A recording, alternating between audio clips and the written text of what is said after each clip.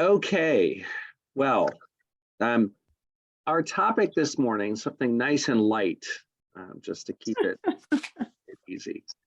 I think you saw that the topic I chose to bring us is rabbinic responses to suffering and ours.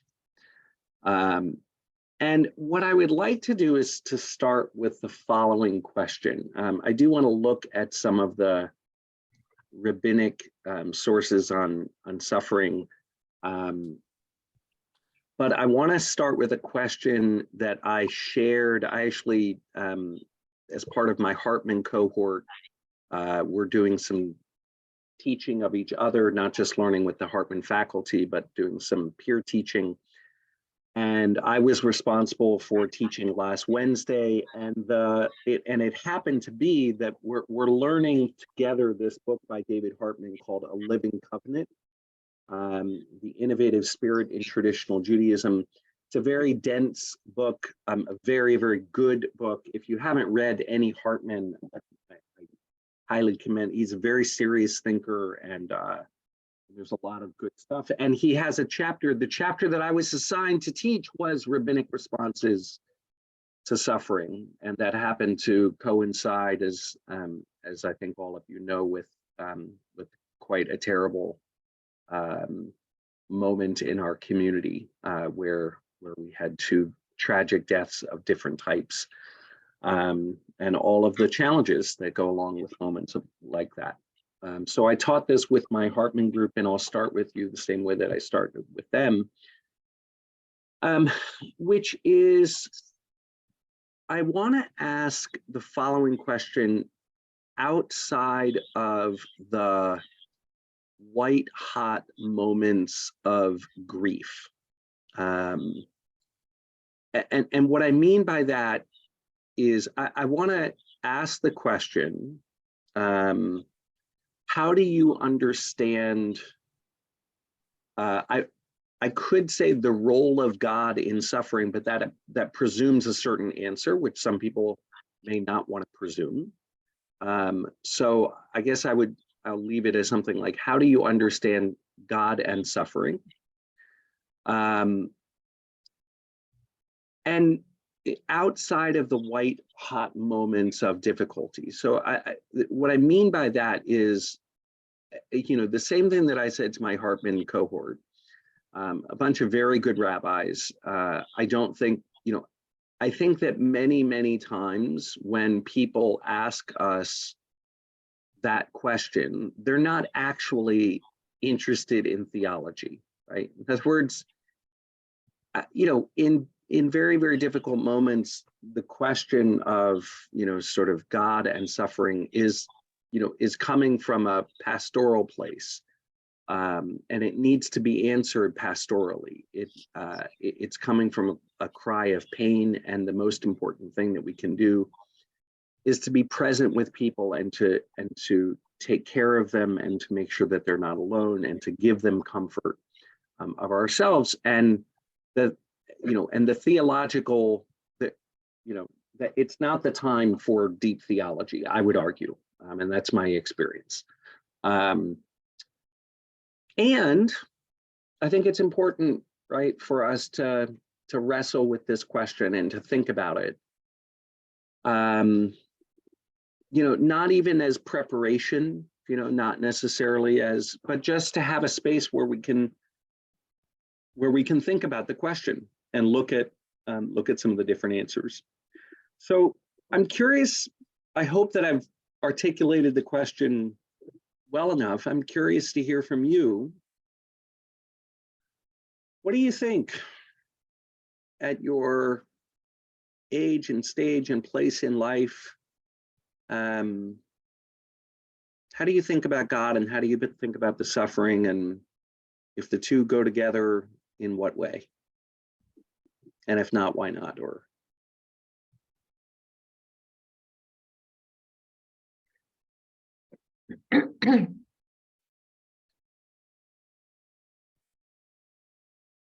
I've stunned you into silence. quite a feat. In some ways, the word suffering is, vague.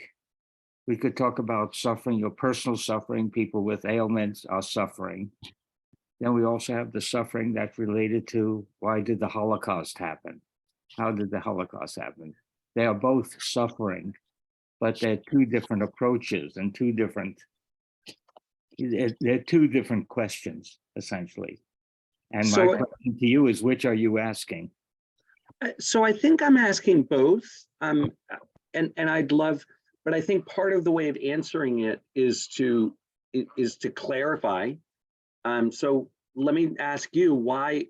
I don't disagree with you, but why do you think that those are different questions? Well, one is the first one is more personal. Why am I going through this? Now that I'm so old, do I have to put up with all of this Narishkeit or whatever? And then there's the outer question is, why is this being done to me by some outside forces? Like the Holocaust. So Okay, that's so to me, one of them is more internalized. The other one is external. okay, And one is more subjective and the other is more objective or impersonal. okay. Does anybody want to add anything to that or frame it a different way? Hunter, go ahead. Well, when a person has suffering, they can suffer independently without God, if that's the way their philosophical bent is. But I'm wondering, suffering with God, I'm exploring that. Is what my To me, the issue is if we're in the cause of suffering, we sort of absolve God of the cause of our suffering. I mean, God power is not causing our suffering, and the only thing that I find for the relationship of God and suffering is as a solace after suffering or with suffering, but not. I mean, although it bothers me because it seems to me, if we look to God for solace, why can't we look to God to prevent suffering? I have problems with that. Richard, it reminds me, actually, in last week's Torah portion, Moses sort of leans in to the moment when God forgives the Jewish people and says, God, I would like to know you. And God says, well, you can't see me face to face, but you can see my back. And the rabbis interpreted the idea of seeing God's back, right? Because God doesn't actually have a back. They said, what we can do is we can see where God has been afterward, right? But not in the moment. So that idea of I can sense God's solace after the fact, right? But then, yes, we are left with this question of if we can say that we feel God's solace before and God seems to have some power, why doesn't that power get enacted for preventative measures?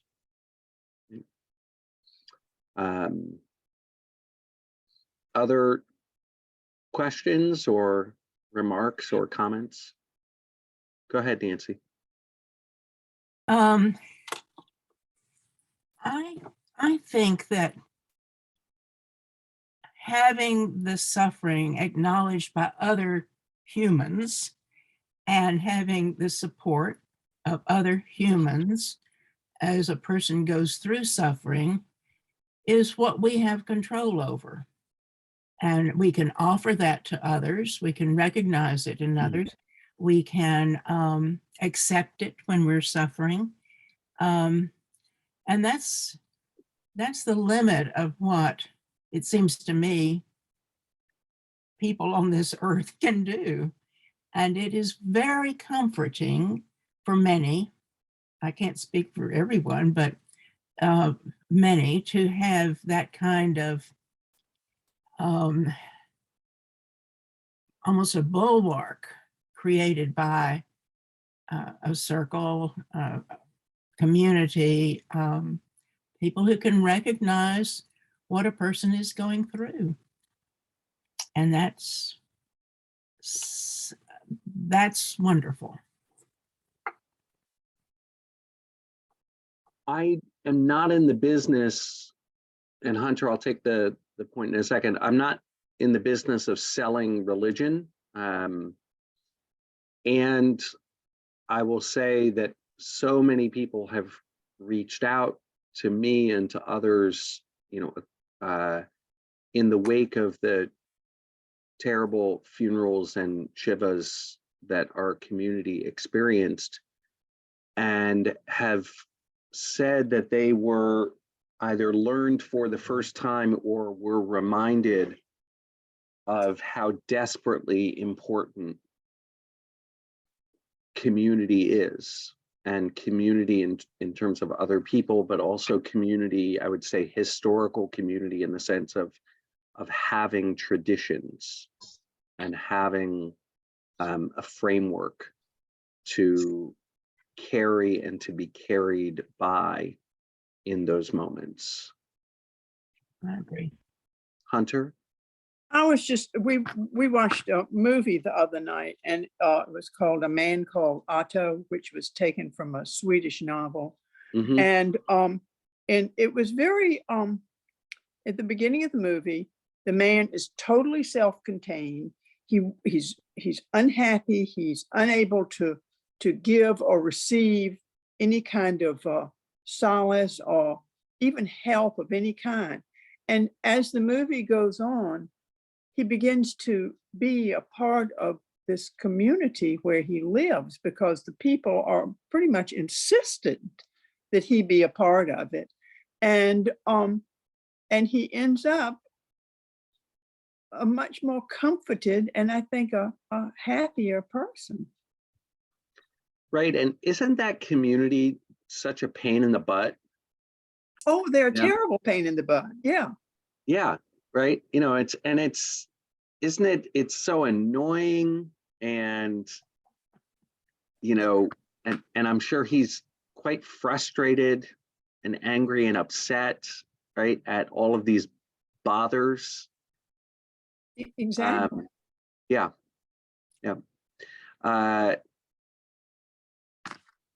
And it's a good thing to be bothered, right? And it's a good thing to, Turns out, yeah. yes. It's one of the reasons why, even if I were to try to sell religion or to sell community, it's actually a difficult, it's a difficult thing, because you're kind of, saying to people, you should invest in things that bother you, right?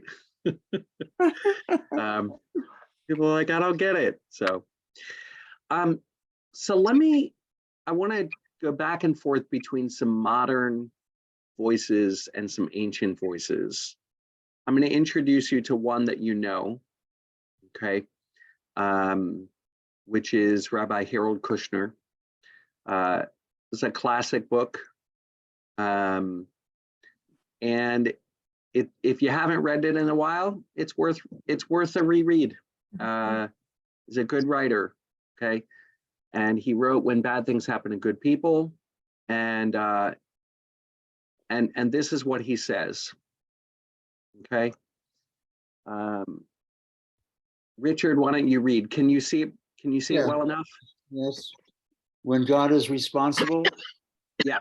There are several ways in which we can answer the person who asks, why didn't I get what I prayed for? Most of the answers are problematic, leading to feelings of guilt or anger or hopelessness. You didn't get what you prayed for because you didn't deserve it. You didn't get what you prayed for because you didn't pray hard enough. You can get what you prayed for because God knows what is best for you better than you do. You can get for what you prayed for because someone else's prayers for the opposite result was most worthy, like those who pray for Duke, for example. You didn't get what you prayed for because prayer is a shame. God doesn't hear prayer. You didn't get what you prayed for because there is no God. So how do you respond to, you know, Kushner sort of lays out the problem for us. So what are the various ways to respond to, or either to respond to these problems or to the, you know, or I'm curious if you've encountered any of these and why were they not helpful? I'm going to leave them up for a few minutes just so you can sort of look at them.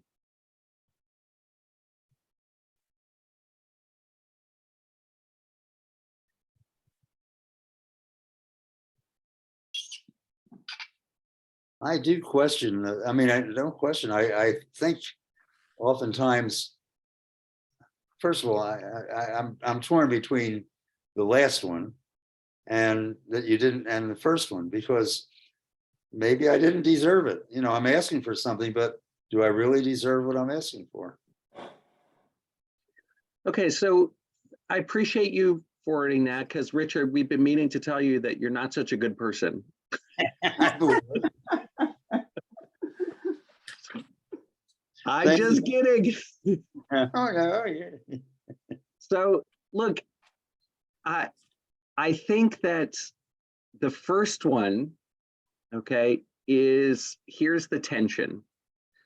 You know what? I think it is a very reasonable thing for each one of, none of us should walk through the world saying, there's a colorful way to say this, but I'll see if I can say it appropriately as a rabbi, that we're perfect. Okay, none of us should walk through the world saying we don't have anything to work on. And a good, I think prayer, right? The word lahit palel, reflexive from the word palal, which has to do with judgment. So it's a self-judgment. Part of the purpose of prayer is to help us examine our lives and to think about the ways in which we can be better. And I think that, you know, part of what a relationship with God can and should do is to call us forward. However, you know, this problem goes back as far as Job, right? Where Job says, excuse me, I accept all of that. However, things seem to be out of whack. Okay. I know that I'm not a perfect person, but the amount of things going on here do not line up. Okay. And you know, is it really the case that I didn't, you know, that I deserve what it is, or I didn't deserve to get that which I prayed for. And a lot of, you know, if we are left with a sense that God causes our suffering, right, then we can sort of be left with an idea that, you know, we are horrible and terrible people, which I think is taking, you know, that aspect of prayer or that aspect of being a good person, and it's too far, right? It can essentially be paralyzing, or you know, can just sort of make us feel like we are much worse than we actually are, right? Richard, you are not such a bad person, right? You know, you're a good person, right? Agree. Yes, and Nancy agrees. Yeah. So the matter is settled. Okay. Other responses to, yeah, go ahead, Nancy. We want to use logic and a sense of justice, where I don't think it's appropriate. I think it's appropriate in our government and in the way we organize societies to have laws and follow the laws, but bad things happen to good people, and it's not volitional, and it's not something to be reasoned away. That's my experience and my understanding. So, but let me push you a little bit, okay, because we do say things, and maybe I'll use this as, you know, we could sort of turn to our first rabbinic source.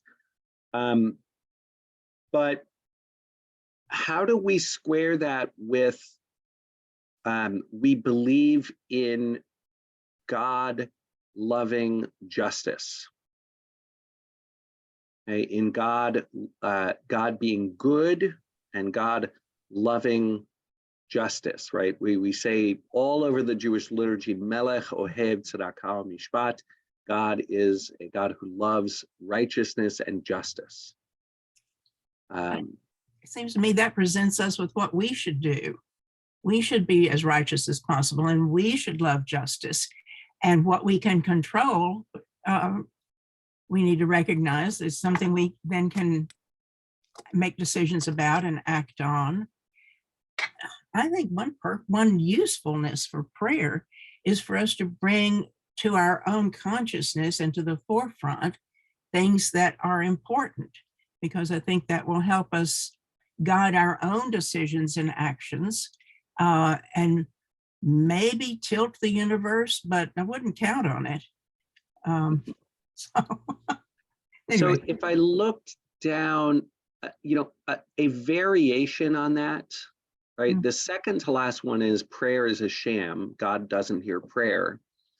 And I wouldn't necessarily say those two things, but I think, Nancy, if I can try to put words in your mouth, what you're saying is the idea that we pray and that God gives us that which we ask for, that is making a sham of prayer, right?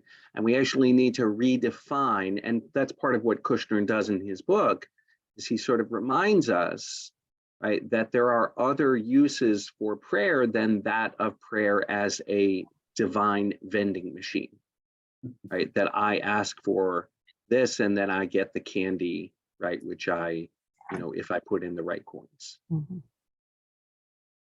Errol, and then we'll look at a rabbinic source. Okay, in some ways, the idea of prayer and these first comments sort of goes against the concept that we have some free will. Now, if we don't exercise, if we want to, why bother exercising free will if we could have somebody else do everything for us? And So, there's a phrase that Jack Sasson once used when we were discussing it. He called it the trivialization of prayer, of God. I couldn't decide which chair to buy, so I asked God for advice. I couldn't decide what to plant, so I asked God for advice. Which almost leads into an old Yiddish joke of where the punchline is, because you're a nudge. Go ahead and tell us the whole joke, Errol. Come on.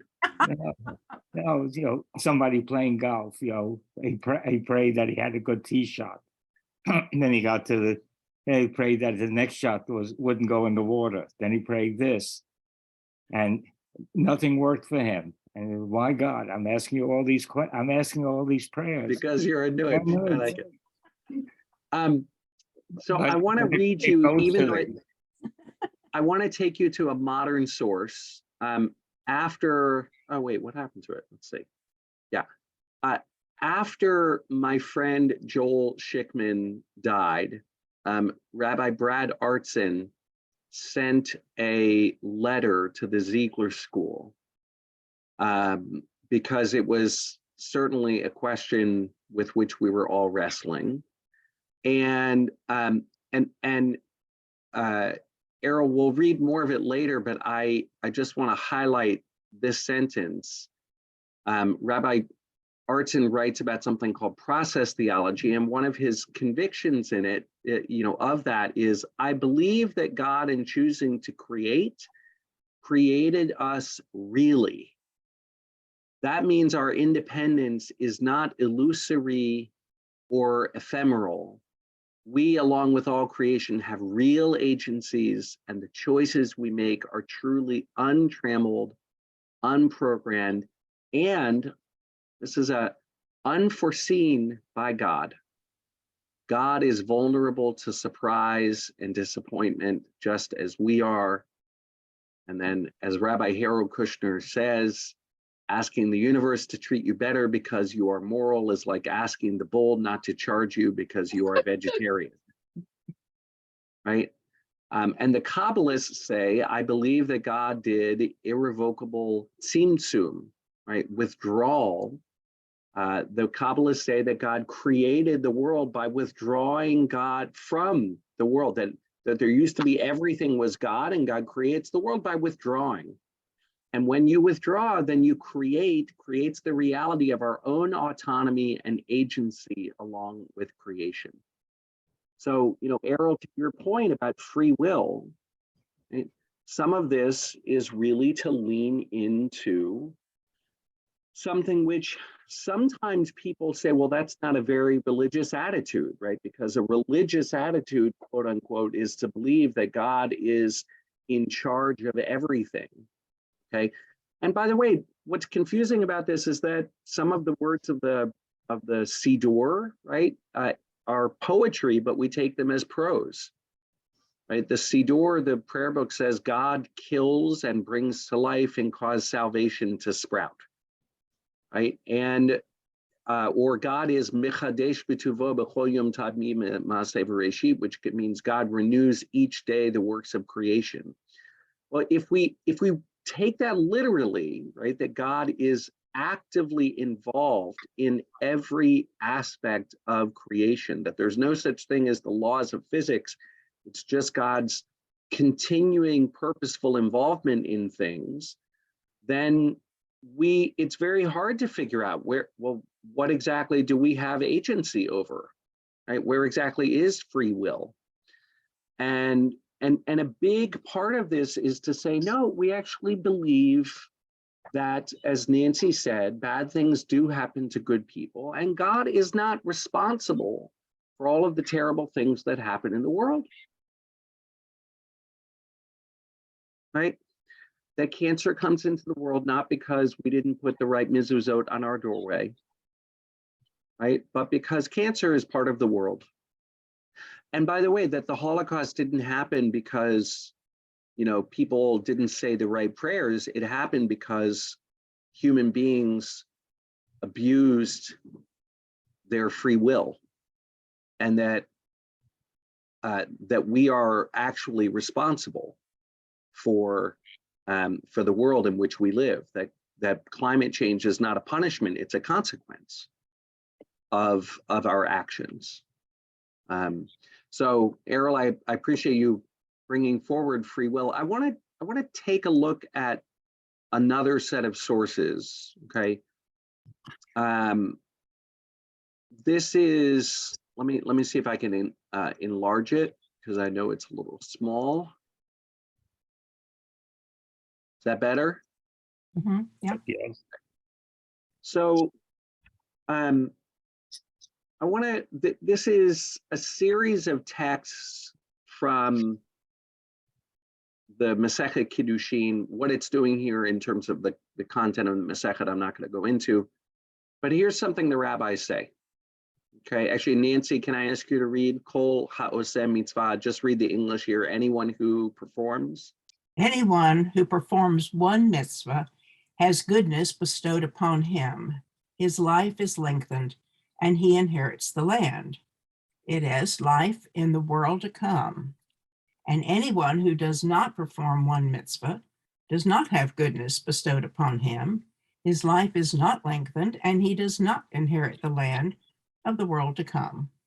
Right. And by the way, even the fact that the commentary, this is not in bold, okay? So the words, the world to come, is not in bold. So that's an addition. That's an additional rabbinic interpretation, right? The fact that immediately that gets inserted into there says something in and of itself. But what is this saying, right? This is the typical rabbinic, and it's a biblical attitude, okay? It expresses itself here rabbinically. but the biblical attitude of what's called reward and punishment, which it's very hard to square, okay? But we start out with this statement: anyone who does a mitzvah, his life is lengthened, right? And he inherits the land, essentially means that he's rewarded. The original meaning of this has nothing to do with the world to come, especially in the Bible. The Bible doesn't know about a world to come. There's nothing in the Bible about the resurrection of the dead. There's nothing in the Bible, maybe a little bit in the book of Daniel, but there's really nothing in the Bible about a world to come. It means you inherit the land. In other words, you enjoy, food to eat, things to drink, essentially security. And if you don't perform a mitzvah, then you don't get it, right? And I guess what I would say is, that's sort of what we hope for the world. Yeah. And then we wake up with a hangover in the morning, right? Because we live in a world where, okay, but I did a mitzvah and it doesn't happen. Yeah. So the rabbis take this up in the Talmud, right? And I guess what I want to say is, part of the way that we that's important in terms of how we wrestle with these questions is to not read the Jewish tradition in freeze frame. Okay. I could pull up for you the second paragraph of Shema, where it says, if you listen to the mitzvot, God will bring rain in its seasons. And if you don't listen to the mitzvot, then God's anger is going to, and you're not going to have rain and people are going to be hungry. And if you read the tradition in freeze frame and you say, well, that's what Judaism has to say about God and suffering, then it's very unsatisfying. But this is the beginning statement. Now, let me just ask one more thing before we go on and before we continue the process. Can you think of any reason whatsoever why the Bible says these things? In other words, why the Bible even puts it out there into the world?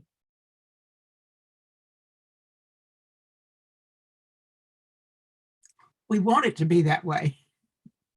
So number one, we want it to be that way. So maybe it's a hopeful vision, Okay. right? Why do we want it to be that way, by the way? Because that's the way society thinks of how rewards and punishments work. Yeah, or I guess what I would say is a good society, right, wants to structure it so that people who do good things are, so that good behavior is rewarded and bad behavior is punished. Yeah. Right? That's not a, in other words, like, maybe it's a hope, right? We want to structure things that way. Cheryl and Errol? I was gonna take off from that point, that maybe that's My hand to you. level one, where level one is the ideal behavior, and that those rewards and punishments would make it more motivating to do the good thing. And then level two is what Nancy was saying, is do it because it's the right thing to do, and you're a better person if you do it. But I'm sorry, I can't promise you that it's all going to be a one-to-one matchup, and Yeah. that So- you may just do it and put it out into the world, and the reward won't be immediate, and it may not even be ever evident to you, even though you might have had a good impact. And that's a little harder to grasp. So we'll start you out with the logical thinking part, as I So- said. Yeah, maybe this is pedagogy, okay? We should be careful, right, that we're not teaching children, only take the trash out so you can get a piece of candy, but it's also educationally appropriate, right? I mean, I cop to this when you see on Shabbat mornings, I have that bowl of candy and the children help to close the ark. And I say, may the words of our, may you sweeten our, Thou have not denied it. Right? May you sweeten the words of Torah in our mouths. I'm giving candy to children, and by the way, to some adults, right? I throw candy at people. And, you know, there's nothing wrong with it, right? Just don't take it forever, right? And for the extreme and sort of get caught that that is, you know, the sum total of everything, right? Now, let me just add the next piece, which is where you were going before, which is it doesn't follow that if you don't do good, you will be punished, because we have many examples in life where people do bad and they don't get punished. Correct. And that's not a reason, right, with children to say, if you know, beat your brother over the head with a stick, that I'm not going to put you in your room, right? In other words, like, there's nothing wrong with punishing bad behavior, even if you know that we live in a world where sometimes, and maybe even most of the time, people can get away with it, right? And that's why you say to the kid, in this house, you don't do that. In this house, you don't do that, right? Even though, by the way, so, you know, parents are not perfect, and at some points, things, I know, sorry, mom, present company accepted, present company accepted. My mother is perfect. Other parents, however, like me, my children are not perfect. It's, by the way, it's very tricky to teach with your mom on the call. Anyway, Errol, go ahead. Go ahead. We're already past the comments, so. Okay. But the point is, it's not just binary. You have, you know, reward, you have punishment, and you have neither. Just, you could be not rewarded, but not punished either. Yep. Sometimes, you know, you went about your day. That's right. So I just wanted to take, so the rabbis start there, the Bible, because the Bible starts there, and there may be some good reasons, right, to start there, and that we are part of a tradition that doesn't end there. Okay, so Richard, why don't you read this first section from the Talmud? The Gemara further asks. The Gemara further asks, and does anyone who performs one mitzvah in addition to his other merits have goodness bestowed upon him in the world? Right. So in other words, really? Is that how it works?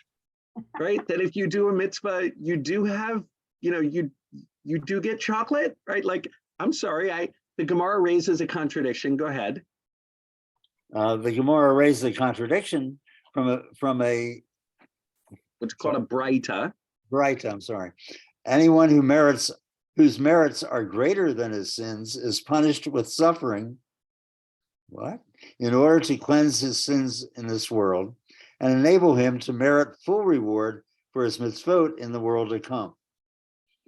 And due to this punishment, he appears to observers like one who burned the entire Torah without leaving even one letter remaining of it. Conversely, anyone whose sins are greater than his merits has goodness bestowed upon him in the world, and he appears like one who has fulfilled the entire Torah without lacking the fulfillment of even one letter of it. Oh, go ahead. I don't have no comment. No comment, really? Well, lots of comment, but I'll wait other people to comment. It sounds like the opposite. Everything's the opposite of what we'd expect. Yes. In other words, so Richard, this statement of, you know, if you are a good person, then you get lollipops in this world, right? The rabbis are aware that that's not the way that things happen in the world. And they say, there's a totally different approach from the Jewish tradition, okay? And what's the different approach?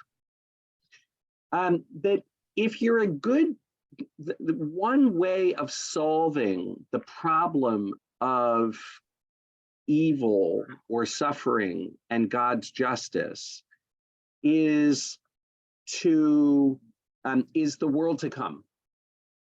Okay, In other words, we know that we live in this world, and in this world, good people suffer and bad people prosper. But we believe in a world to come afterward. And if there's a world to come afterward, then the world to come can be where everything is set right.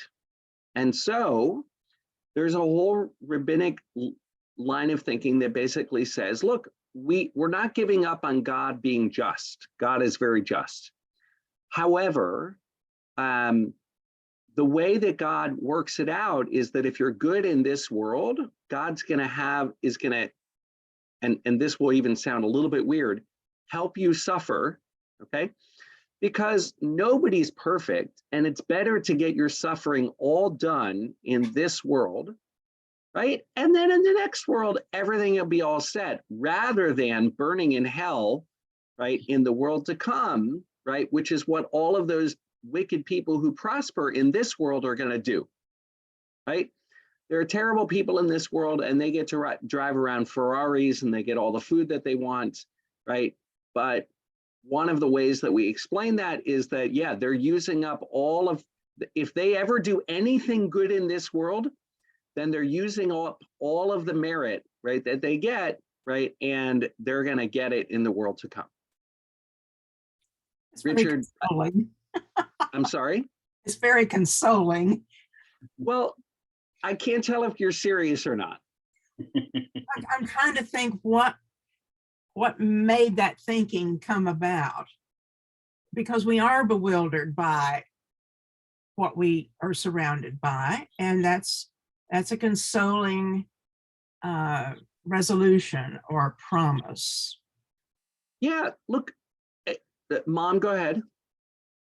Well, I'm just remembering a funeral for a 14-year-old, not Jewish, where I was told by the minister said he would not want to come back.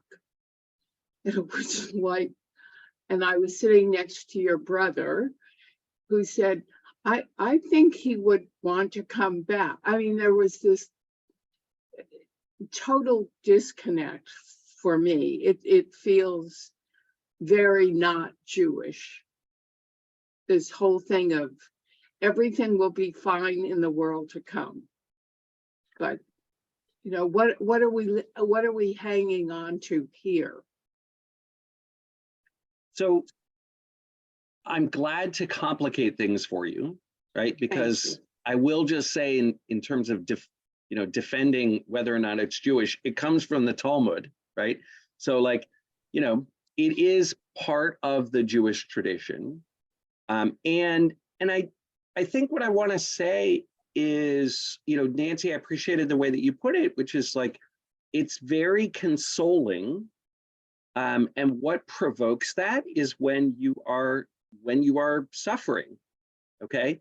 And the Jewish people, we've got certain clubs in our bag. We know what it means to suffer, okay? And by the way, we've been told, one of the lines of argument by Christianity for a long time was, well, it's very obvious why you're suffering. God doesn't like you, right? The covenant of the Jewish people is over. You haven't accepted Jesus. And so God is punishing you. And by the way, that makes us morally right to further persecute you, right? I mean, that was the way that Christianity related to Judaism in the Middle Ages, right? Was profoundly that. And it left the Jewish people needing different answers, right? We didn't accept that answer. We didn't accept the idea that the covenant was over, that we were all living and making a profound mistake, but we were suffering, right?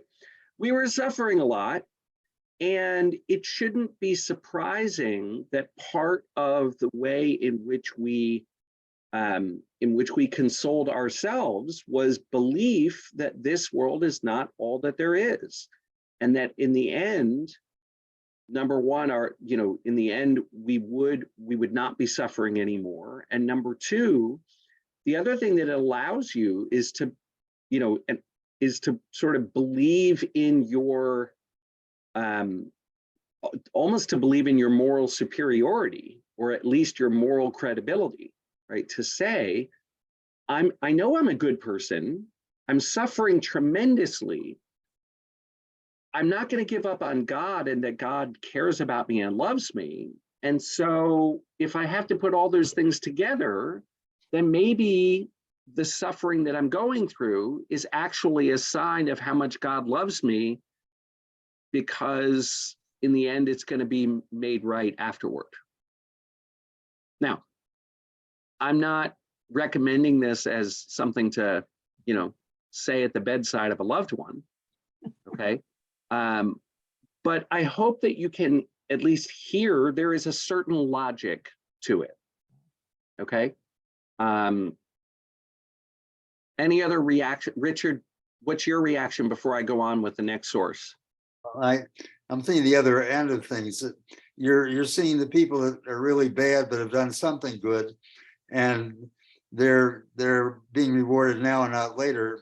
Are we supposed to, cheer on the fact that they're going to get their comeuppance, but we're never going to see that comeuppance? It doesn't seem like it's, that satisfying. Well, Richard, you only think that you're not going to see their comeuppance because you don't believe in a world to come.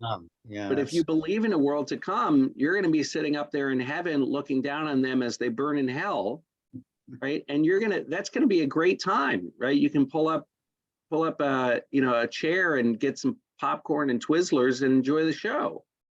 It almost makes you want to get there faster. It almost makes, which was my mom's point, right? The danger of all of this is that it makes you want to leave this world faster, right? And if you're suffering, right, there's something you can understand, right? But you can understand the temptation of it, but there's a danger to this, okay? I promise you the facts, only the facts. I'm not here to, okay, try to make it interesting. Errol, did you read yet? Nope, not today.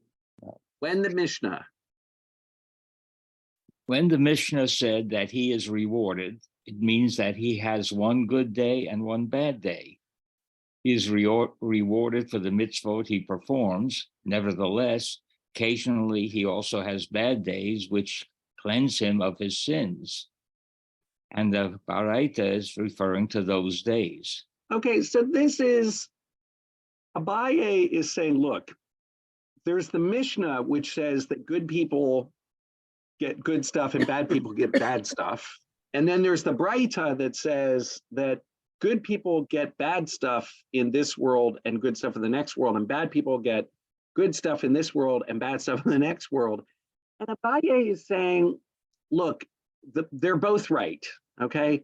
When the Mishnah says that good people get good stuff, what they mean is sometimes, and the bad people get bad stuff.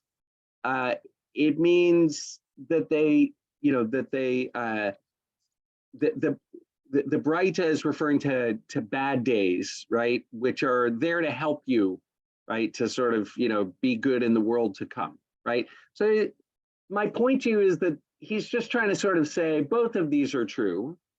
Hey, Rob said that the Mishnah and this Braita represent two different opinions, right? Because Abaye was trying to be the fixer.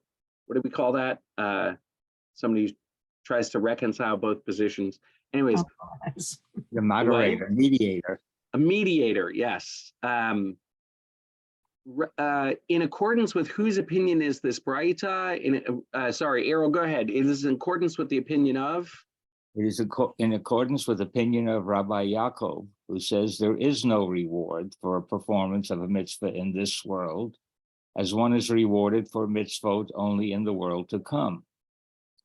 As it is taught in a Baraita that Rabbi Yaakov says, there is not a single mitzvah written in the Torah whose reward is stated alongside it, which is not dependent on the resurrection of the dead.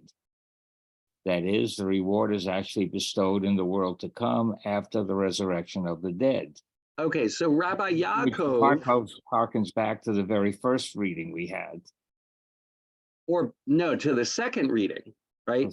The first reading said, you know, good people get good stuff in this world, right? The second reading, the Braita said, no, good people get bad stuff in this world, so they get good stuff in the next world, right? I was thinking of the first one where in this world was added afterwards. Oh, right. Yes. Well, that's why in this world was added afterward. So basically look, I know that this is all a little bit dizzying. Okay, welcome to the world of Talmud. But basically what I want you to focus on is Rabbi Yaakov. Whoops. What happened to it? Sorry about that. Rabbi Yaakov says there's not a single mitzvah written in the Torah whose reward is stated alongside it, which is not dependent on the resurrection of the dead. What does that mean? It means no mitzvah in the Torah guarantees you a bowl of cherries, that life is a bowl of cherries. Okay?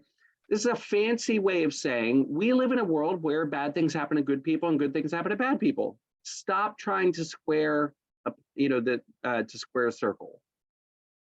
And then, but somebody comes along and says, wait a minute, there seems to be one exception to that rule, okay? Because there is one mitzvah with regard to honoring one's father and mother. It is written that your days may honor your father and mother. This is in the 10 Commandments, okay? That your days may be long and that it may go well with you. So you seem to be promised, well, if you honor your father and mother, right? My mom is going, yeah, it's a wonder you're still alive. If you honor your father and mother, right, then you get to live for a long time. And also with regard to sending away the mother bird in Deuteronomy 22:7, we get this same phrase that it may be well with you and prolong your days. You seem to be promised, okay, good things are going to happen to you. So like, even if it's true with all of the other mitzvahs that there's no correspondence between, you know, a long life and God rewarding you for good things, there seem to be two mitzvahs where that's the case. Hunter, will you read, despite this, it occurred.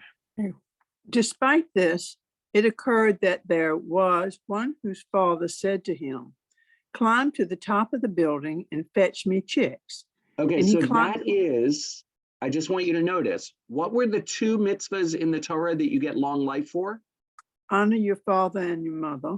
And With regard to the dispatch of the mother bird from the nest.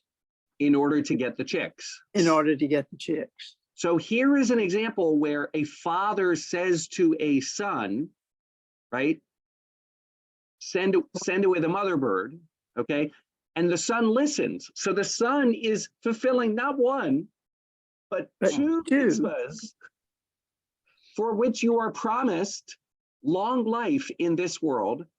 Keep going. And he climbed to the top of the building. And he climbed to the top of the building and dispatched the mother bird and took the young, thereby simultaneously fulfilling the mitzvah to dispatch the mother bird from the nest and the mitzvah to honor one's parents.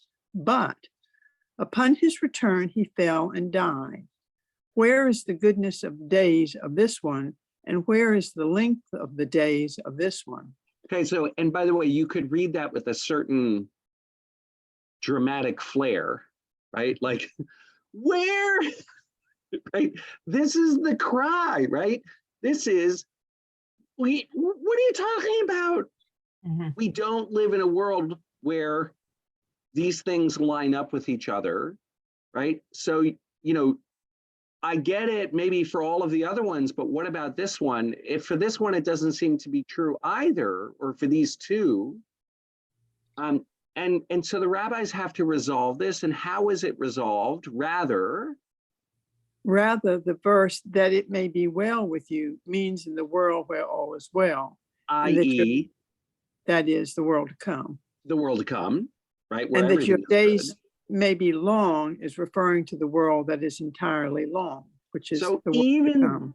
even those mitzvot, which promise you reward in this world and promise you the reward in the next world, the only way to square that circle is to say that there's a world to come, because we know that we don't live in a world where performing mitzvahs gets you the candy of long life or a good life.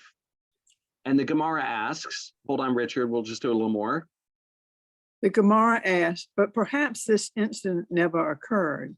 It is What happened? possible. Like, come on, really? Like, really? That happened? They must be making it up. Rabbi Yaakov, Okay, you want me to finish up with it is possible? Or? pick up right here. Rabbi Oh, Yaakov. Okay, Rabbi Oh, Yaakov. no, said- sorry. I messed it up. Okay, Sorry, hold on. Where did I go? there we are. It is in a court, okay. Yes, go ahead. Wait a minute. I've lost the place now. That's not the one that I was reading. No, it's not. I messed you up. Oh, I see what I did. I see what I did. Okay, so perhaps this incident never occurred. It is possible that everyone who performs these mitzvot is rewarded in this world. And the situation described by Rabbi Yaakov never happened. It seems to me that this thing that I've just read relates to when 26-year-olds die. Yeah. Yep. And that's why, we can do a dramatic reading to say this cry of where is the goodness of the days of this one, right? This is not the world that we live in, right? And they're all, this is trying to answer this question. How can these things possibly, and so they say, well, by the way, this idea of maybe it never happened, right? Maybe we can make this all sense if we just close our eyes and pretend that we live in a world where bad things don't happen, right? That's the instinct here, right? And Rabbi Yaakov said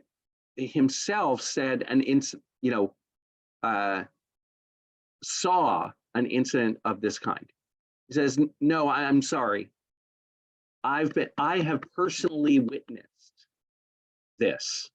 You can't close your eyes to this truth, okay? Daniel Hartman wrote a book called The God Who Hates Lies, right? He says, I worship a God who hates lies. I cannot stand before you, God, and say, I live in a perfect world, right? And nothing bad ever happens. Rabbi Yaakov, that's embodied in this small statement. Rabbi Yaakov himself saw an incident of this kind. And even then the rabbis are going to go, well, maybe he was contemplating sin and that's why maybe he was punished for his thoughts. In other words, we really can't give up on the idea that God is just. And is there some reason that maybe he was punished? And the Gemara answers, nope. We have a principle that the Holy One, blessed be He, does not link a bad thought to action. In other words, you're not punished for your thoughts alone. But what about idolatry? That's like the worst of all thoughts that you can possibly have. That is, and the Gemara answers, Rabbi Yaakov was saying this as well. If it enters your mind that there is reward for performing a mitzvah in this world, why didn't these mitzvot protect him that he should not come to contemplate idol worship? In other words, you want to say that he was punished for thinking about idolatry? The mitzvot should have protected him from that, right? So what is all of this about? Okay, and Richard, I know you had a thought. I just want to bring you back to More than one thought, hopefully. Go ahead, Richard, go ahead. Oh, okay. Thank you. First of all, I really question whether Rabbi Yaakov saw an incident of this kind. It seems so rare. I mean, so unusual. Not the part about obeying your parents, but certainly in today's world, I don't think anybody thinks about getting the eggs from a bird. Maybe they do if they're farmers. What my thought was this: if those are the only two commandments in the Torah, then they should be the centerpiece of our religion. Rather than the Shema, we should be teaching our kids this from the earliest age. Those two things: obey your parents, or honor your parents. They're not quite the same as obeying them, but honor your parents and make sure you don't. No birds will ever see you taking eggs. That should be our religion. That's very. I'm sorry, that's very facile, but I just had that thought. That sinful thought crossed my mind. So look, let me say two things or a few different things in response. Number one, first of all, I would offer you to think about the similarity between those two things. In other words, the rabbis noticed that the mitzvah of sending away the mother bird is essentially thinking about the feelings of the parent bird, right, of the mother bird, right? And so it's actually quite parallel to the idea of honoring your parents. There is actually something very foundational, and even the reward for doing that, right? In other words, if you want to live, if you want to think of it, Richard, in this way, right, that the purpose of religion is to allow you to live for a long time, which I don't think is something that you actually believe, right? But if the purpose of religion is essentially, Medicare and Social Security or the safety net that allows you to live for a long time, the rabbis, the Bible is giving you a pretty good plan, right? Which is, you know what, when you get older, you actually need to have the help of your children. So when you're a child, you better honor your parents and you better send away the mother bird, right? So that you're creating a world where when you are a parent, your children are going to act like this too. Okay, so there is a certain logic, right, to the Torah. With all that said, my point here is no, of course, the rabbinic stories are not literal stories, right? The Rabbi Yaakov saying, I saw an incident of this kind. Of course, he didn't actually see an incident of this kind, but he's saying, stop trying to close your eyes, right? Don't say to me, well, it never happened, right? And that this is just a debating point, right? He's saying, no, we live in a world where this happens all the time, right? That's the world that we live in, and you need to, and you need to come to grips with this. And now let me take us to the other piece. So Rabbi Hartman, I told you that I was working through this in his book, A Living Covenant. And Alan, why don't you read, did I have you read yet? No, I'm having some throat problems today, so I'd like to pass. Okay, Mom, since your thing is off, why don't you read all that the Talmud demands? All that the Talmud demands of its readers is that they find some approach that will enable them to maintain their commitment to the mitzvot in the world as they experience it.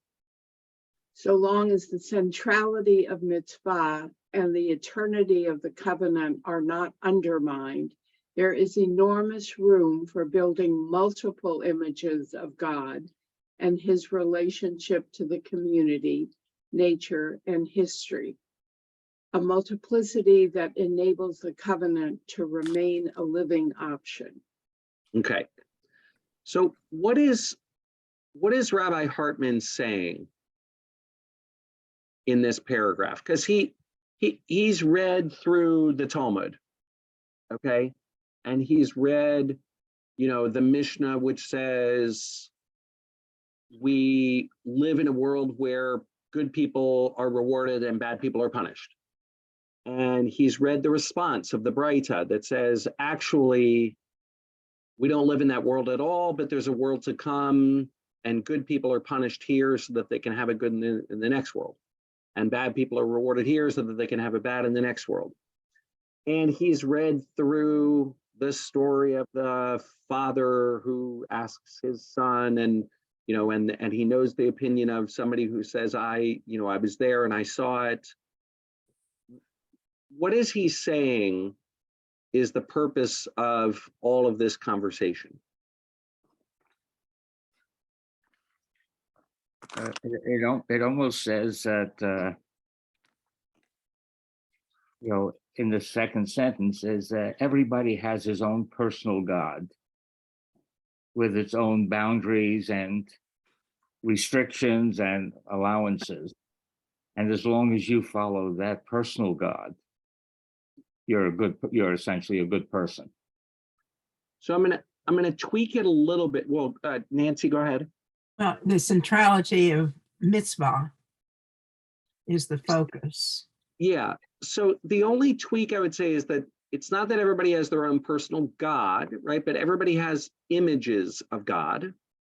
Okay. So there's one God, but everybody has different images. And you know what? All of those images are fine. All of those images are fine. It's like the blind man and the elephant. One feels the trunk, one feels the leg, one feels right.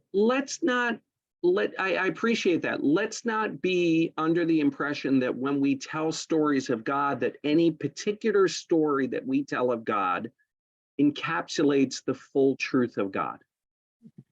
All of the language that we're using, as the rabbis say in the Kaddish, we say Yitbarach, V'yishtabach, V'yipar, V'yitramam, V'yinaseh, V'yitadar, V'yitalev, V'yitalal, right? We say God is praised in all of those different ways. And then we say, La'ela min kol birchata v'shirata.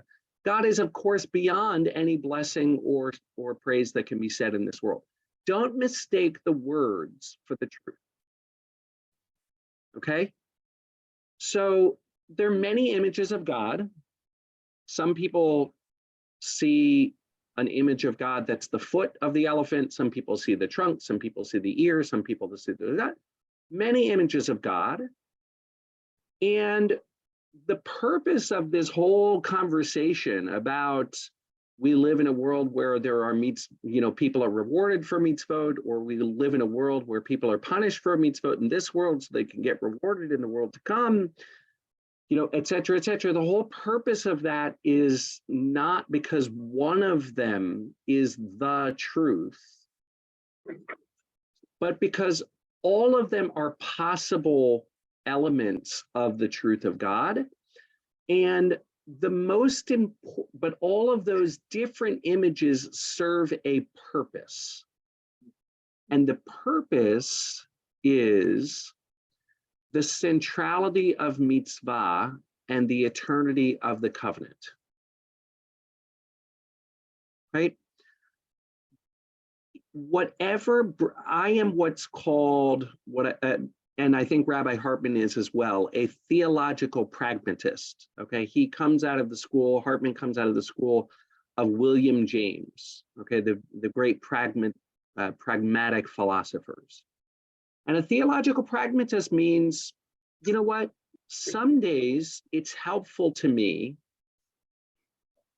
and this may sound really weird. Okay, some days it's helpful to me when I suffer. I get a cold, okay? To ask myself, maybe I got a cold and I deserve it, okay? Maybe this is from God. And you know why it's not a terrible thing for me to ask myself that question? Because asking myself that question, I may say to myself, you know what? What should I do better? Okay. And you know what? That's a perfectly reasonable, if that inspires me to do a mitzvah, right? To leave the grave and to say, I'm going to try and do something better, right? If that inspires me, then great. But if that attitude is devastating, if that attitude basically makes me feel like I am a horrible and terrible person, or that God is a horrible and terrible God, and why would I want anything to do with myself, or why would I want anything to do with that God? I think David Hartman is saying, you know what, set it aside. There are other images of God and other ways of conceiving God's relationship that should serve, that you should embrace, rather than let go of the mitzvot, and rather than let go of the eternity of the covenant, right? Christians came along and said, yeah, the reason that you're suffering is because God hates you, right? They tried to essentially say the eternity of the covenant is over, right? And Hartman would say, no, that's actually not an acceptable response to your suffering, right? The boundary for acceptable responses to your suffering is, what is it that can help you to continue to believe in the eternity of the covenant and the centrality of mitzvah? And when Harold Kushner writes, right, I'm not going to tell people who suffer that God has reasons for sending him this terrible fate, or that God must specifically love him or admire his bravery to test him in this way. I can only tell him that the God I believe in did not send the disease and does not have a miraculous cure that he is withholding. When Kushner writes this, he's not saying, he's saying, the God I believe in didn't send that to you. And therefore, he's not saying, so don't do anything and live a meaningless life. He's saying, so stay in relationship. Stay in relationship with God. Because I'm not asking you to worship a God who singles you out and is the cause of your suffering. Right? And that's why he says later, are you capable of forgiving and loving God even when you have found out that he's not perfect, or when he has let you down and disappointed you by permitting bad luck and sickness and cruelty in his world? In other words, God is not all powerful. Can you forgive, love, and be in relationship with God and do mitzvot, even though God has disappointed you by, as parents, not my mom, but as other parents sometimes do when children find out that they're not all powerful, or that they're not even perfect. Present company accepted, of course. Right? And I'll just I'll finish up with this. I mean, there's more we can say, okay? But Hartman writes, sufferers are not lectured to the effect that they must interpret pain as an expression of divine love. In other words, when you read the Talmud and it says, hey, one way of thinking about this is that it's a good thing that you're being punished in this world because God loves you a lot, and that means you're going to have a great time in the world to come. It's not a lecture, okay? They're asked whether such a conception can enhance their religious appreciation of God, right? And the point being is that, and if it can't, then set that aside. Set it aside. Such persons, and there's another place, by the way, where there's a story that Rabbi Yochanan is visited, and someone says to him, "Are your sufferings welcome to you?" Right? In other words, like, are you enjoying this? Because that means that you're going to get life in the world to come. And Rabbi Yochanan says, and by the way, there are examples, right? I mean, I'll show you this really quick. I know we're a little bit over time, right? But we're given heroic examples that I didn't get to show you this, but you've heard this story around Yom Kippur, okay? Rabbi Akiva was tortured before the evil Rufus. There came the time for reciting Shema, he started to read and laughed. He said to him, "Old man, you are either a sorcerer or contemptuous of suffering." He said that to him, "The spirit of man should be blown away. I'm neither a sorcerer nor contemptuous of suffering, but all my life I read this verse: love Adonai with all of your heart, all of your soul, and all of your might. I loved him and with all of my heart, all of my money, but whether with all of my soul, I didn't know, right? Do I love God with all of my soul? But now that you're killing me, I can know that I'm loving God with all of my soul." This is a story of heroism. It's incredible heroism, okay? And so there are times, right, where, people, anyways, in this other story, somebody says to Rabbi Yochanan, "Are your sufferings welcome to you?" In other words, are you feeling like a hero, right? Like, and he says, "No, neither they nor their reward," meaning I don't want anything to do with all this theology crap, okay? And what happens at the end of that story is that Rabbi Yochanan is offered a helping hand. His friend just says to him, "Give me your hand." And he's healed and is able to move forward, right? And the point is not to get a lecture on, I have the answers for the purpose of your suffering, but it is to help keep us in the covenant, to keep us with mitzvot, and when it comes to other people, most importantly, to offer them a lending hand. Final comments, reactions? Thank you. Yes, thank you very much. It's a lot to think about.